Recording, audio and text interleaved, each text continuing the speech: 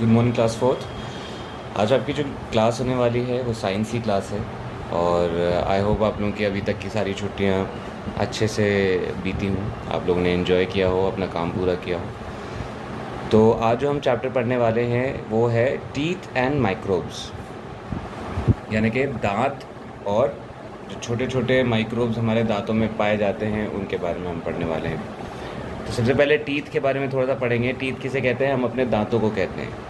तो आपकी बुक में क्या लिखा है टीथ के बारे में? Teeth lie inside the mouth, teeth play an important role keeping us healthy, they have 3 important functions. Teeth किसके अंदर होते हैं? माउथ के अंदर। टीथ एक इम्पॉर्टेंट रोल प्ले करते हैं हमें हेल्दी रखने में। अगर दांत होंगे तो हम लोग हेल्दी होंगे। कैसे? अब आप भी अगर सोच के बताओगे तो दांत होंगे तभी तो हम खाना चबा पाएंगे, जब दांत होंगे तभी हम ठीक से बोल पाएंगे, और जब दांत होंगे तभी हमारा जो मुंह का फेस है, जो फेस का जो शेप है वो आपका एक जैसा बना रहेगा। वरना आपने जैसे देखा होगा कि काफ़ी जब लोग बूढ़े हो जाते हैं तो उनके जब दांत नहीं रहते तो उनका जो फेस का शेप होता है वो थोड़ा बदल जाता है, थोड़ा मुंह अंदर की तरफ हो जाता है। इसलिए जो है ये कुछ ऐसी वजह है जिसकी वजह से हमारे दांतों की वजह से हम हेल्दी रह पाते हैं। तो यहाँ पे भी यही चीज़ लिखी हुई है, teeth help us to chew food, हमको चबाने में हेल्प करते हैं। च्यू मतलब चबाना।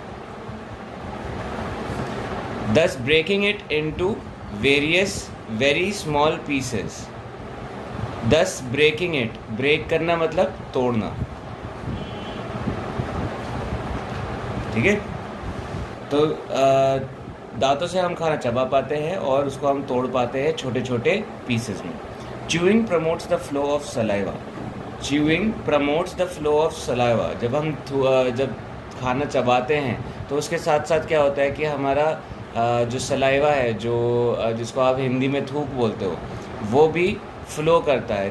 वो क्यों ज़रूरी है? वो इसलिए ज़रूरी है ताकि हमारा मुंह एक तो हर वक्त जो है ड्राई ना हो, सूखे ना, प्लस जब खाना हम निगलें तो वो आसानी से हमारे पेट में जा सके, गले से उतर सके। अगर आपके मुंह में थूक नहीं होगा तो आपका जो खाना है वो आपके गले से नहीं उतरेगा, सूखे सूखे गले की वजह से वो नीचे नहीं उतरेगा, ठीक है। तो जो है चबाने से क्या है, सलाइवा निकलना शुरू होता है और that mixes with food and processor, और वो खाने के साथ हमारे मिक्स हो जाता है, ठीक है। और आगे पढ़ते हैं। They help us to speak well. Speak मतलब बोलना, वो हमें अच्छे से बोलने में मदद करते हैं। अगर आपके पास दांत नहीं होंगे तो आप त नहीं बोल पाओगे, द नहीं बोल पाओगे, ठीक है। तो ये कुछ ऐसे वर्ड है जो आप दांतों की मदद से बोल पाते हो। They also give shape to face and make us look nice. ये मैं आपको बता चुका हूँ, अगर ये नहीं होंगे तो आपका जो मुंह का फेस है, वो मुंह का शेप है, वो ख़राब हो जाएगा। चलो, ये तो हो गया कि दांत क्या होते हैं और हमारे किस काम आते हैं। आगे हम पढ़ेंगे कि दांत, किन किन तरह के दांत हमारे मुंह में होते हैं। 2 सेट्स ऑफ टीथ। तो हम बचपन से बड़े होते हैं तो हमारा, जब हम छोटे होते हैं तो हमारा मुंह भी छोटा सा होता है, तो दांत भी हमारे कम होते हैं, और जब हम बड़े होते रहते हैं हमारा मुंह बड़ा हो जाता है, स्पेस बन जाती है, तो हमारे दांत 1-2 और जुड़ जाते हैं। तो हम पहले पढ़ते हैं बेबी टीथ के बारे में। तो babies are born with their teeth, ठीक है। You can't see them because they are hidden in gums.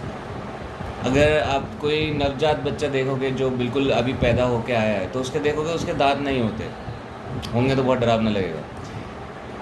तो जो नया बच्चा होता है उसके दांत नहीं होते, लेकिन उसके दांत कहाँ होते हैं? उसके मसूड़ों के अंदर होते हैं। गम्स मतलब मसूड़े, ठीक है। ये सारे वर्ड्स आप अपनी कॉपी में लिखना चाहते हो तो सबसे पहले एक लिख सकते हो, अदरवाइज़ याद करना चाहते हो तो याद कर सकते हो, लेकिन ये सबके मतलब आपको पता होना बहुत ज़रूरी है, ठीक है। तो सारे बच्चों के जो होते हैं दांत नहीं होते, उनके दांत किसके अंदर होते हैं? मसूड़ों के अंदर होते हैं, और वो धीरे धीरे बाहर निकलते हैं टाइम के साथ। Baby teeth start to break through the gums around 6 month. तो 6 महीने के बाद वो जो है बेबी टीथ जो उनके हैं वो निकलना शुरू होते हैं।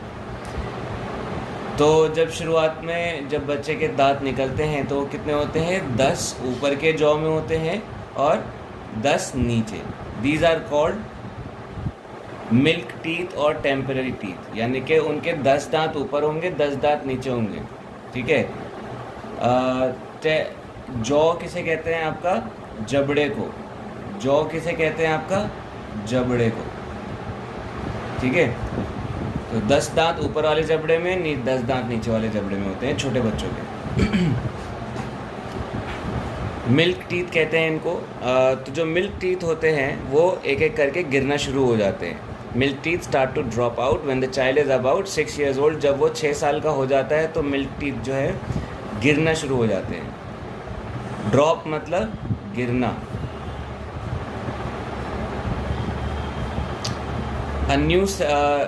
जब वो 6 साल के हो जाते हैं तो उनके दांत गिर जाते हैं और फिर एक नया सेट ऑफ टीथ आता है जिसे परमानेंट टीथ कहते हैं, यानी कि वो परमानेंट होते हैं। ये मिल्क टीथ तो हमें दूध के दांत हमें सबको पता होता है कि वो गिरने होते हैं। फिर जब परमानेंट दांत आते हैं तो वो फिर पूरे मतलब ज़िंदगी भर वही दांत होते हैं, बार बार। ठीक है। तो वो परमानेंट दांत होता है। ऐसा नहीं कि आपने एक दांत तोड़ दिया तो एक नया और निकल आएगा। वो एक बार होता है जब हम बचपन में मिल्क टीथ अपने खो देते हैं, तो उसके बाद परमानेंट दांत, तो उसके बाद एक दांत टूटने के बाद नया दांत आ जाता है। परमानेंट टीथ के साथ ऐसा नहीं होता। तो परमानेंट टीथ कितने होते हैं? 32 इन नंबर। पहले हमारे ऊपर के जॉ में कितने होते थे? 10 जब हम छोटे बच्चे थे। जब हम बड़े हो गए तो 16 एक जॉ में, यानी एक जबड़े में 16 हो गए। 1 2 3 4 5 6 7 8 9 10 11 12 13 14 15 16। तो ये जो है आप डायग्राम परमानेंट टीथ का और टेम्परेरी टीथ का, ये दोनों डायग्राम अपनी कॉपीज़ में आप बनाएंगे। ठीक है। तो स्ट्रक्चर ऑफ टूथ के बारे में हम पढ़ेंगे। ये आप देख पा रहे हो एक दांत कैसा होता है, उसके अंदर क्या क्या पार्ट्स होते हैं, वो सब हम पढ़ेंगे। ये डायग्राम भी आपको अपनी कॉपीज़ में बनाना है। उससे पहले हम लोग थोड़ा सा स्ट्रक्चर ऑफ टूथ के बारे में पढ़ लेते हैं। अ टूथ हैज़ मेनली 3 पार्ट्स। एक दांत के 3 पार्ट होते हैं। मेनली कितने पार्ट होते हैं? 3। तो पहला पार्ट होता है उसका क्राउन, जो कि आप यहाँ पे देख पा रहे हो। ये जो है इसका सफ़ेद पार्ट जो है, जो हमारे दांतों के बाहर होता है, हम देख पाते हैं, जिसको हम टच भी कर सकते हैं। ये आपका क्राउन होता है। ठीक है। वैसे क्राउन को ताज बोलते हैं हिंदी में। The crown. और उसके बाद आपका हो गया, चलो पहले हम इसके बारे में पढ़ लेते हैं। The part of a tooth which is visible above the gum is the crown. तो जो हमारे को, हम जैसे शीशे में भी अपने दांत देखते हैं तो हमें क्या दिखता है? सफ़ेद दिखता है। तो ये जो सफ़ेद की लेयर है बाहर जो आपको दिख रही है, इसे क्या कहते हैं? इसे क्राउन कहते हैं। ठीक है। तो जो चीज़ हमें दिख रही है दांत की, उसे हम क्या कहते हैं? Crown. The crown of each tooth has an outer white layer which is very hard. This is called enamel. तो ये जो क्राउन है जो हमें बाहर दिखता है, ये किस चीज़ से बना हुआ है? ये सफ़ेद जो है, ये क्या चीज़ है? ये किस चीज़ से बना हुआ है? ये बहुत हार्ड होता है। इसे कहते हैं इनेमल। ठीक है। इसे क्या कहते हैं? Enamel. Just below the enamel lies the dentine. अब इसके बाद देखो, ये थोड़ा सा आपके मसल्स हैं। ठीक है। ये क्या है आपका? इसको क्या कहते हैं? डेंटाइन। इनेमल के नीचे क्या आ गया? डेंटाइन। ये हार्ड नहीं होता इतना, ये सॉफ्ट होता है। ठीक। Dentine. This is also hard but not as hard. मतलब ये हार्ड नहीं होता, ये इतना हार्ड नहीं होता जितना इतना इनेमल होता है। ये कम हार्ड होता है। तो this is also hard but not as hard enamel. The enamel protects the dentine. तो जो इनेमल होता है वो किसे प्रोटेक्ट कर रहा है? ये हार्डनेस किसको प्रोटेक्ट कर रही है? डेंटाइन को प्रोटेक्ट कर रही है, इसको प्रोटेक्ट कर रही है। ठीक है। और डेंटाइन किसे प्रोटेक्ट कर रहा है? हमारे उसके नीचे क्या आ गया? Inside the dentine is the soft pulp, blood vessels are nerves and present in the soft pulp. ये आपका, इसको हम कहते हैं पल्प। ये जो आप देख पा रहे हो, ठीक है। इसको पल्प क्यों कहते हैं? क्योंकि पल्प जो चीज़ें होती है ना, बहुत सॉफ्ट होती है। जैसे अगर आपने कभी संतरा खाया होगा, ठीक है, तो पल्पी ऑरेंज आपने पिया होगा, तो उसमें जो छोटे वो आते हैं दाने से जो आते हैं पल्पी ऑरेंज पीने में, तो वो जो दाने होते हैं वो सॉफ्ट होते हैं बहुत। वो संतरे के जो जैसे ये संतरा होता है, अगर आप इसको कभी थोड़ा सा चीरोगे तो ये छोटे छोटे छोटे छोटे सॉफ्ट सॉफ्ट से दानों से बना होता है ना, तो उसको हम पल्प कहते हैं, ठीक है। तो उसी तरह ये जो चीज़ है हमारी, ये बहुत सॉफ्ट है, और ये इतनी सॉफ्ट है कि इसको प्रोटेक्शन की ज़रूरत है, इसीलिए ऊपर वाले ने हमें डेंटाइन दिया है इसको प्रोटेक्ट करने, और डेंटाइन को प्रोटेक्ट करने के लिए हमें इनेमल दिया है, ठीक है। और इस पल्प के अंदर होता क्या है, इस पल्प के अंदर हमारा होता है नसें होती हैं। क्या होती हैं हमारी? नसें, ब्लड वेसल्स एंड नर्व्स, ठीक है। फिर ये नसें जो है हमारे बाकी बॉडी में जाती हैं। The neck is the region of the tooth that is at the gum line between the root and the crown. तो जो the neck is the region of the tooth that is at the gum line between the root and the crown. तो इसका simple सा मतलब है गर्दन, और गर्दन कहाँ होती है? इसको गर्दन कहते हैं। ये जो बीच में यहाँ पे गम लाइन के ये गम लाइन है, ठीक है। तो ये ऊपर है क्राउन और नीचे क्या है? रूट। तो ये बीच में है, तो ये इसको नेक कहते हैं, ये गर्दन है, ठीक है। Root is the part that remains inside the gum. तो रूट क्या है? ये आप देख रहे हो, ये जो आपका नीचे ये दो आपका ऐसा शेप ले रहा है हमारा, इसको रूट कहते हैं। ये दांत के क्या है? इसको हम रूट्स कहते हैं, ठीक है। तो ये डायग्राम आप लोग अपनी कॉपीज़ में बनाएंगे, ठीक है, और अच्छे से साफ़ सुथरे से ये डायग्राम आपको अपनी कॉपीज़ में बनाने हैं, ये 3 डायग्राम्स। लास्ट हम लोग पढ़ लेते हैं kinds of teeth. Kinds of teeth, all teeths are not of the same shape and different teeth perform different functions. Teeth cut, chew and break food from smaller pieces. On the basis of their functions, teeth are divided into 4 groups. अच्छा, आपने जब खाना खाते हो अगर मैं आपको कोई चीज़ दूँ कि भाई रोटी काटनी है, तो आप कैसे काटोगे? रोटी आप पीछे के दांतों में फंसा के तो नहीं फाड़ोगे, आपको काटनी है तो आप सामने के दांत इस्तेमाल करोगे, ठीक है। उसी तरह अगर मैं आपको एक चिप्स का पैकेट दूँ फाड़ने के लिए, तो क्या आप सामने के दांतों से फाड़ोगे या पीछे के दांतों से फाड़ोगे, या जो आपके बीच में ये नोकीले से दांत हैं उसको पकड़ के फाड़ोगे? तो आपको पता है कि आप उस नोकीले दांत से ही उसको फाड़ोगे। तो जो हमारे दांत हैं, हर दांत का अलग शेप है और उसका अलग काम है, ठीक है। तो इसीलिए हमें उन सारे दांतों के बारे में पढ़ना है, और कौन से दांत किस काम आता है ये चीज़ हम जानेंगे। तो ये आप देख सकते हो इंसाइजर्स जो सामने के 4 दांत होते हैं हमारे, उन्हें इंसाइजर्स कहते हैं, ऊपर और नीचे। तो ये हमारे कैंची की तरह काम करते हैं, ठीक है। ये देखो, ये सारे दांत हैं। इंसाइजर्स कौन से होंगे? ये वाले दांत, सामने के 4 दांत। उधर के 2 दांत आप नहीं देख पा रहे हो, लेकिन सामने के यहाँ के 2 और इसके साथ में 2 और लगे हुए हैं। तो 4 ऊपर 4 नीचे, ये सारे इंसाइजर्स होते हैं। Incisors are the front teeth, they have sharp flattened edge, they have 4 incisors in each jaw, they help us to cut and bite food, they are also called cutting teeth. तो जो incisors होते हैं वो हमारे 4 होते हैं, वो हमारे खाना काटने के काम आते हैं। कटिंग टीथ इसलिए इनको नाम दिया गया है, ठीक है। और ये 4 ऊपर के जॉ में, 4 नीचे के जॉ में होते हैं। ये हमें बाइट करने में हेल्प करते हैं। आप किसी को काटते हो तो आप बाइट करते हो, तो आप कौन से दांतों से करोगे? आगे के दांतों से, ठीक है। अब आप यहाँ देख पाओगे कि कैनाइन्स और टीयरिंग टीथ। टीयर करना मतलब फाड़ना, बाइट मतलब काटना। यहाँ पे मैं लिख देता हूँ, बाइट मतलब काटना, टीयरिंग मतलब फाड़ना। Canines are sharp and cone shaped. तो ये ऐसे शार्प होते हैं हमारे, ठीक है। और अगर बिल्ली और कुत्तों में आप देखोगे तो ये दांत और शार्प होते हैं, शेरों में और शार्प होते हैं। किस लिए होते हैं? क्योंकि उन्हें खाना ही सिर्फ क्या है, गोश्त खाना होता है, तो उनको क्या है, से शार्प दांतों की ज़रूरत होती है। क्रोकोडाइल में देखोगे सारे ही दांत शार्प होते हैं, सारे ही कैनाइन होते हैं, उनके पास इंसाइजर्स पिनसाइजर्स नहीं होते, उन्हें कोई पत्ते वत्ते काटने के लिए नहीं चाहिए होता। तो canines are sharp and cone shape. तो वो शार्प होते हैं और कोन की शेप में होते हैं। कोन किसे कहते हैं? तिकोना। कोन किसे कहते हैं? तिकोना। ये ऐसा होता है, इसे कोन कहते हैं, टोपी की, ऐसा टोपी होता है ना, बर्थडे की कैप आती है ऐसे कोन की शेप में होता है, आइसक्रीम का कोन होता है वैसा, उसको कोन शेप कहते हैं।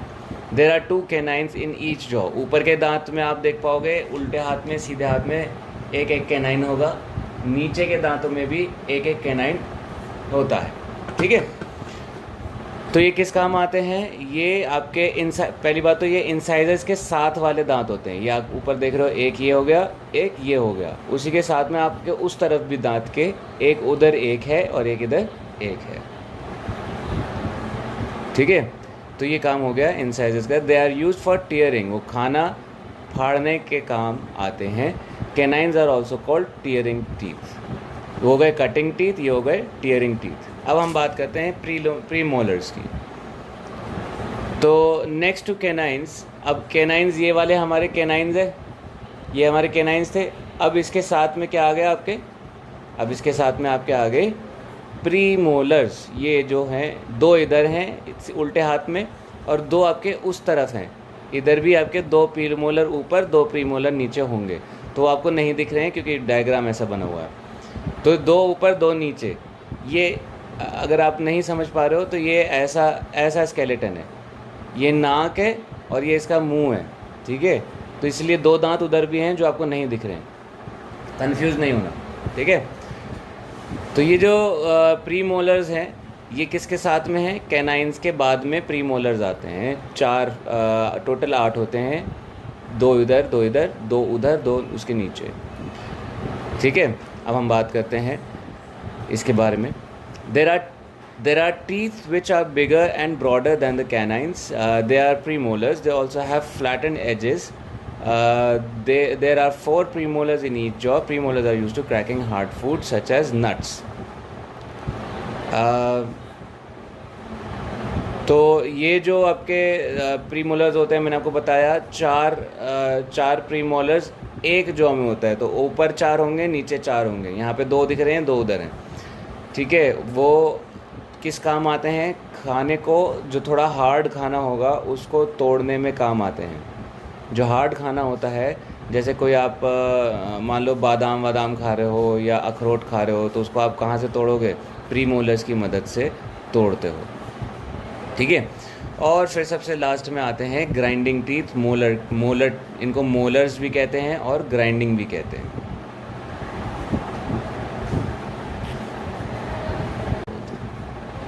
ये हमारे सबसे लार्जेस्ट दांत होते हैं और ये सबसे आखिर में होते हैं। ये भी 8 होते हैं, 2 इधर 2 नीचे, 2 ऊपर 2 उसके नीचे।